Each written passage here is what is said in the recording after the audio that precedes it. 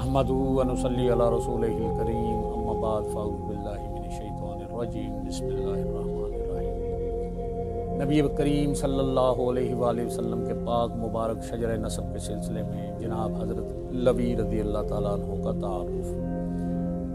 لوی کی والدہ کا نام عاتقہ بنت بخلا بن نظر بن کنانہ تھا۔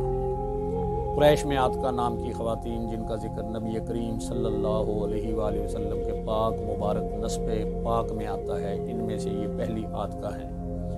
لوی کے دو سگے بھائی تھے۔ تیم کی تھوڑی میں نقص کی وجہ سے انہیں تیم الدرم کہا جاتا تھا۔ دوسرے بھائی کا نام قیس تھا۔ ان کی اولاد باقی نہیں۔